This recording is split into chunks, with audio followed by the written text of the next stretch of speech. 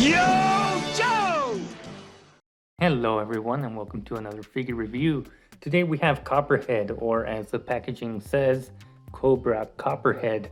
And well, we have the front of the box here. We do have some great art here, and oh boy, does Copperhead look menacing in that portrait there. And then on the side we do get that same art, but on the spine in a much bigger space. And then we do have that he is number 72 of the classified line, and there we have him in front of this sort of temple, underwater temple. And then we do get the accessories at the corner there, the classified series at the top, and then the barcode that we're starting to see now, and then cool little Cobra logo there.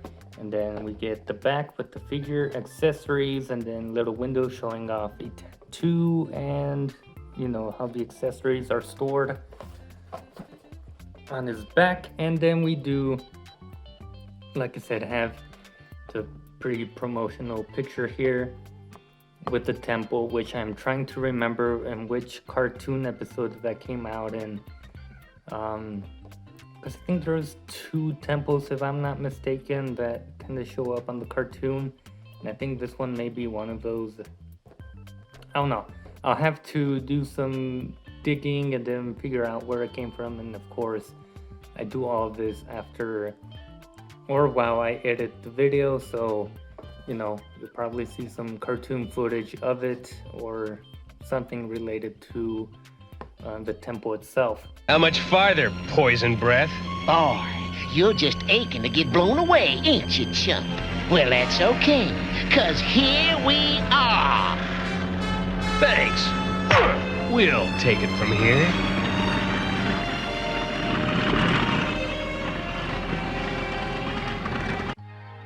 Copperhead, from my experience, did not really appear much in the cartoon, and I don't know why he didn't. But yeah, I don't remember him much in any of the episodes coming out. There are a few appearances from him, but that's about it. That being said, I do want to bring down a little bit of a surprise down to the review.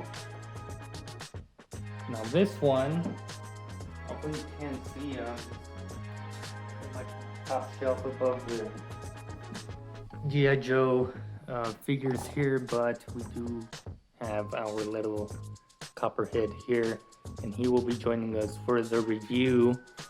And I will have a separate video comparing our vintage counterpart to the classified one. So that being said, that's enough talking from me, and let's get into taking out the goodies. And here they are once more. Typical packaging that we already know of. This time a Cobra member.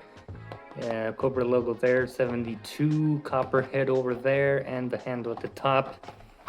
Yeah, so this wave was very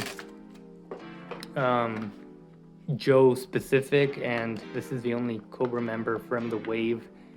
And I think that's pretty nice. I think we needed a few more Joes to add to the shelf, because at the moment, yeah, there isn't many of them. But we're getting there slowly but surely, and it also comes down to a matter of Cobra is more focused on sort of troop builders, and G.I.Joe is more like individual characters for the most part. I think the most troop builders we're gonna get are the grunts coming out, or the green shirts coming out later this year, as well as Big Bam with that interchangeable headpiece. But yeah, having the Cobra member in this wave is very nice, and a well added one, and one that I was really looking forward to. But there he is. There's the black and white portrait in there. And yeah, with that being said, let me take him out of his tray here, and then we'll take a close look at the accessories. Now, in terms of accessories, we don't get much with this guy.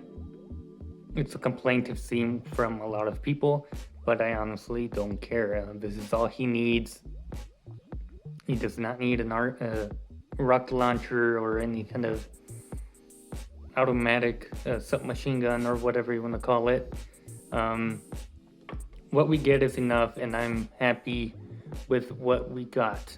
We get this pistol, which is molded in this black plastic, but very nice detailing in the handle there. And then, you get the chamber, the iron sights. So yeah, very lovely pistol, very basic.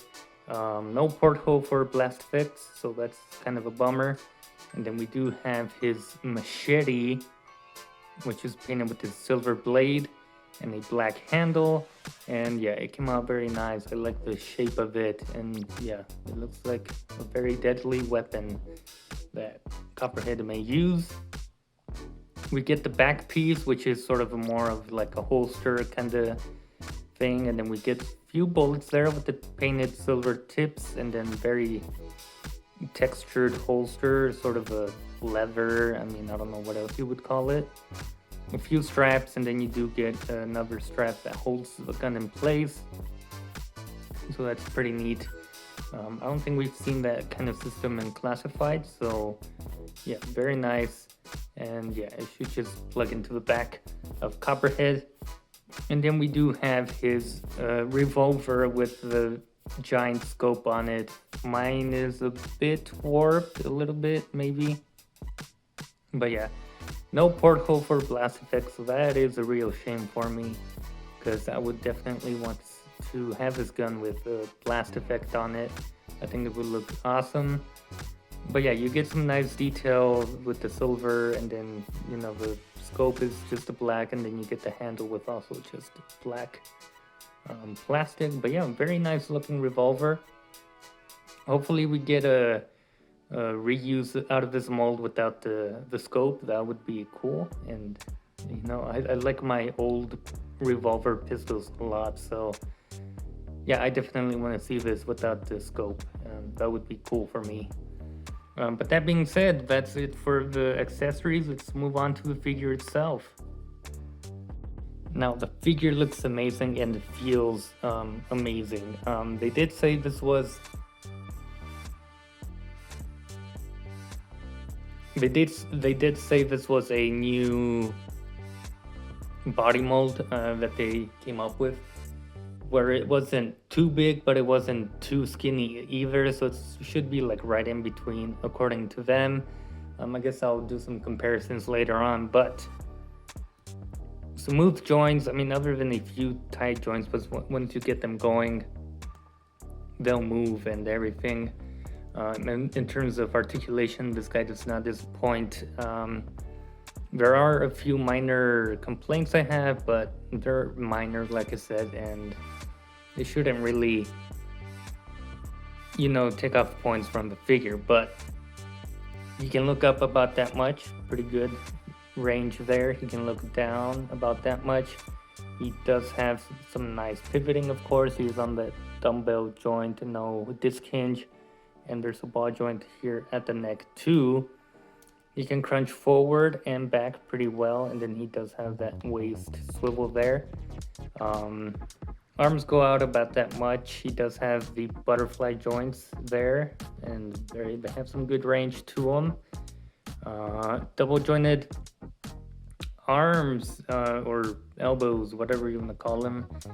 They don't really go past or go up a whole ton, probably just about 90 degrees, a little bit over 90. So let's see this other side. Yeah, so it's just a bit over 90 degrees, which I mean, I don't really mind.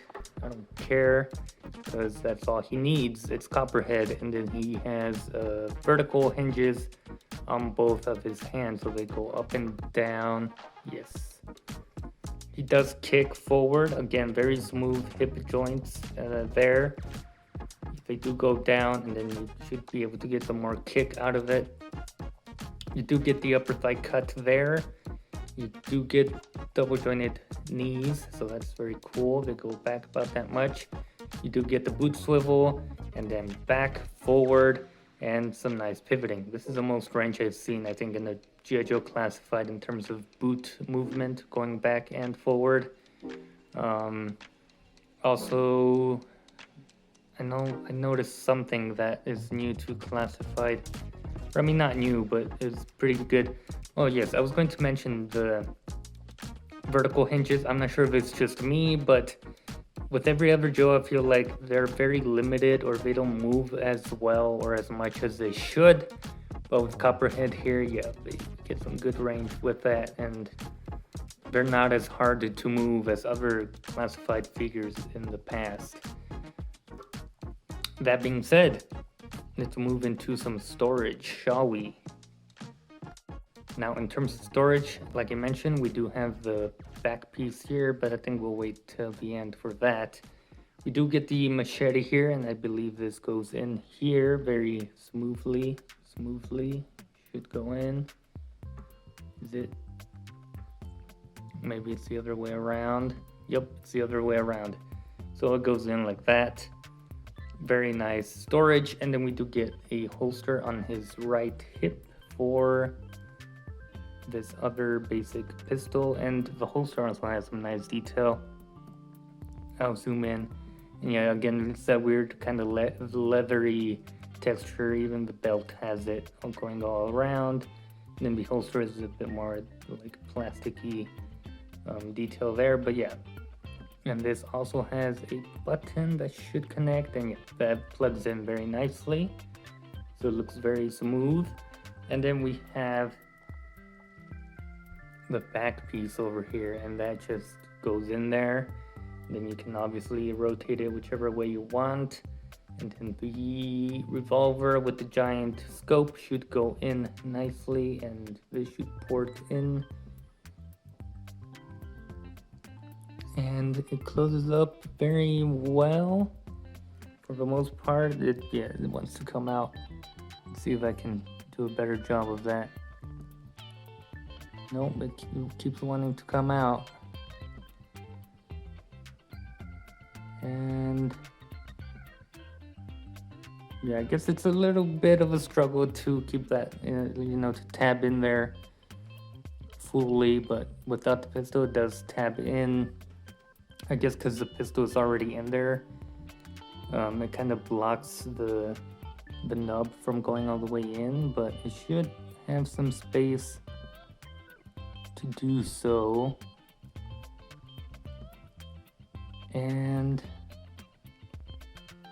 I guess the pistol does kind of block the nub from going all the way in, but it will stay, as you can see, after some struggle and fighting with the holster there. You can indeed close it up as much as you can, but I will be posing him with the pistol in his hand, so that works for me right there. Now, in terms of detail and all that stuff, I did mention he is basically a new mold. This whole gear here is new, as well as his belt piece here.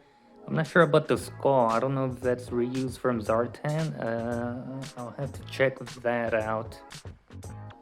And while I look at different things of the sculpt here, I think this is different compared to Zartan. Zartan has different horns on there, and he has more of just a skull with, I don't know, tentacles, I guess.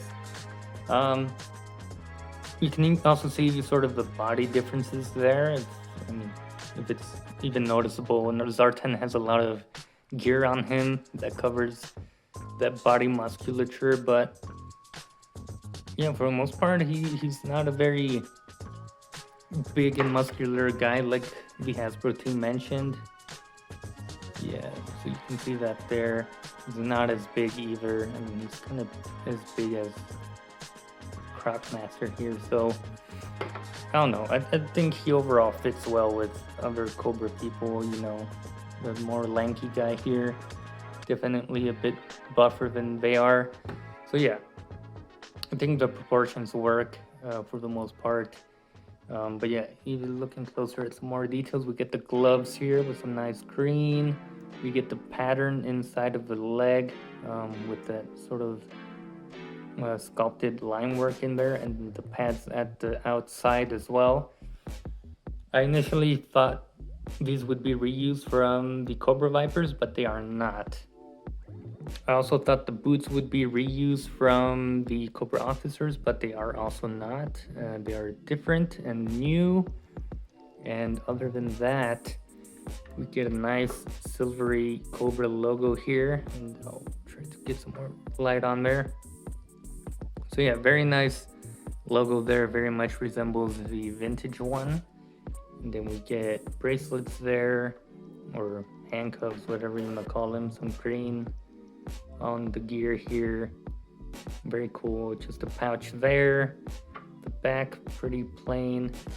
We do get his tattoo because, fun fact, Copperhead is a gambler and he pretty much wastes all his money on gambling. So yeah, there that is. Very nice tattoo there. And then we get the sort of crotch piece made out of metal, which isn't from Crockmaster either. Crockmaster has a different one. Let's see, is it Dr. Mindbender's? So here's Dr. Mindbender's, and no, that is not the case. It's a brand new crotch piece, and even the boots aren't the same either. So yeah, this guy's overall new sculpt and everything.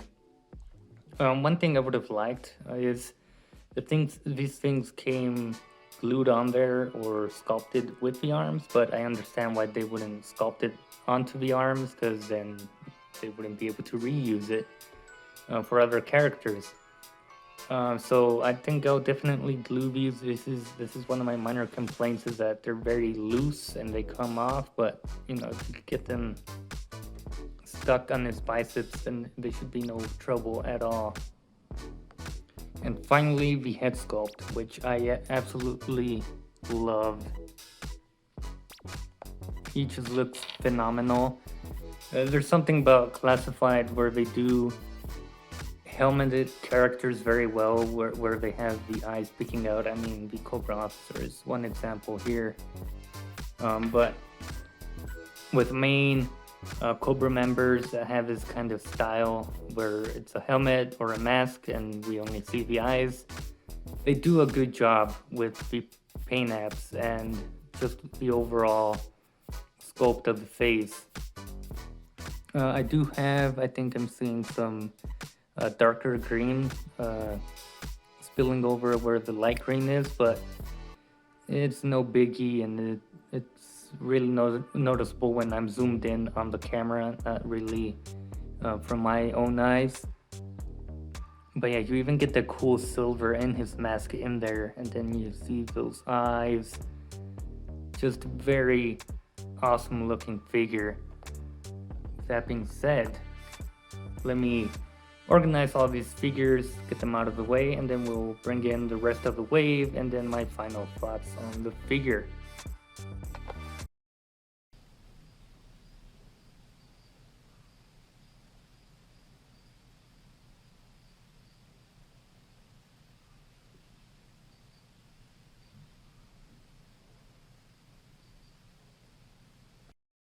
Alright, so here we have him with the rest of the wave. Well, most of the rest of the wave. I am missing Bazooka, but like I've stated before, it's just a repaint. I'm not really gonna count it, and I'm not gonna buy him anytime soon. So that being said, Bazooka would be my lowest ranked figure out of this wave.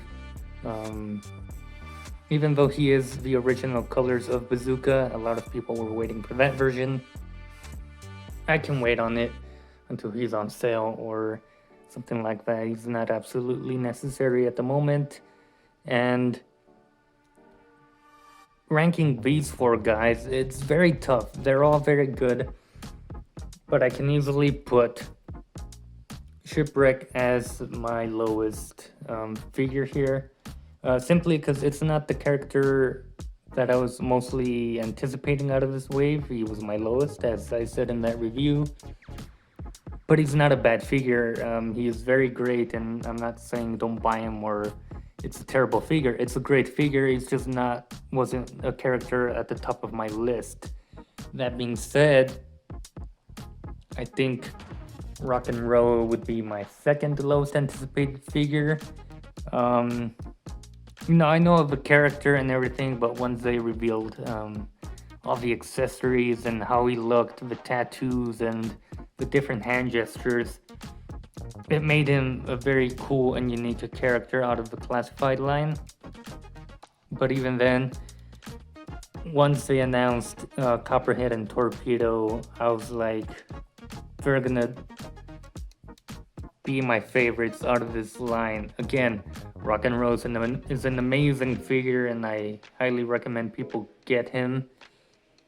And then from here, I think I would put Torpedo here, simply because, he's more of a basic kind of character design. There are a few flaws with the, little nubs staying in place, especially the back one. These things just being very flimsy and not very secure on his arms. There is something bothersome, and that is, oh god, I just noticed he has kind of a gappy bicep there, but it's not the worst thing, not on this side at least. This side, I don't know what happened there, but there is a noticeable difference in skin tone from his chest to the arms and the neck, so that may be a bit bothersome to some people. I can easily glance over it and be like, it's no big deal, because yeah, it isn't a big deal to me. But something that is very impressive is that they got kind of matched the color tone from this elbow piece to the rest of his arm, as we've seen with other classified figures, not Rock and Roll, but previous ones. We were seeing a difference in color from the elbow to the rest of the arm, which was a bit unfortunate. But yeah, I would put Copperhead in this spot, so least anticipated, and then, kind of a good figure, but doesn't make the top of my list in this wave. And then second spot goes to Copperhead. It's just a great looking Cobra member, and I really dig the design. Although I wish it would have been a bit brighter like the vintage one. I can see why they toned down the colors, because it's classified. They're leaning a bit more towards realistic colors, more muted colors. And then at the top of my list is Torpedo. It's just an amazing figure, and overall gave me a bit more nostalgia than the others. And yeah, that would be my ranking for this wave. Now, Copperhead here is an amazing figure. I really like it. I dig it. I will knock it down some points for, these things not really staying connected over time. This one just kind of automatically detached itself, but no, it does seem like it stays there, like it goes all the way in. It's a firm, connection in there, but I guess just playing around with the figure kind of loosens it up. But it doesn't mean it's gonna rip off or anything, so no need to worry there. These armbands also kind of knock it down a bit for me, just because they are kind of loose, and if you're posing it around, they do tend to get in the way. There's also the few kind of green paint mishaps here and there. It's no big deal, but maybe for some people it will be. But you can see some of the grain just going on to the darker green, and it's a bit unfortunate. But again, it's not a super deal breaker for me, and it's just overall, like I said, it's not a big deal for me. The skin tone from the chest to the arms, yeah, sure, that can be a bit bothersome to some, but like I said before, I can look past it and not worry too much about it. Now, I did mention the super gappy bicep swivel on this side, but honestly I didn't even notice it was there, simply because the arm is a very smooth, and so you should have no worries when it comes to that gaping bicep. So yeah, you can see how smooth it is, so you don't see any of that gap in there. There goes the truck again. I swear, every time I record, there's just trucks driving by, as they know they should intentionally drive past and, you know, make a bunch of noise. But that being said, yeah, I give this figure like a... I feel like 8.5 is a bit of a disservice to the character and the figure. So I'll leave it at a 9 or 9.5. I mean, the things I complained about are very minor things, and it can be resolved by putting some crazy glue on it or something and making it stay there forever. I don't want to mess with that just because crazy glue can be a bit messy, and you know, it gets all over the arm, and I don't want to deal with that. So I'll just take my chances and just, you know, leave it as it is. But dope figure. I really love this character. I think the design of him and the colors, that's why I really love the character. I really do wish or at least I wish in the future we get one with the bright colors. I think that's what really stands out to me with the vintage figure, is the super bright colors. As you can clearly see, there's a drastic, you know, change in the brightness, but nonetheless, dope figure. I highly recommend it. And with that being said, I hope you guys enjoyed this review. Sorry if I was a bit stuttery. I mean, it tends to happen, and you know, I'm always thinking or trying to think of what to say, and so it takes me a while to just process what I'm looking at and all that stuff. But I hope you guys enjoyed, and I'll see you guys in a future video.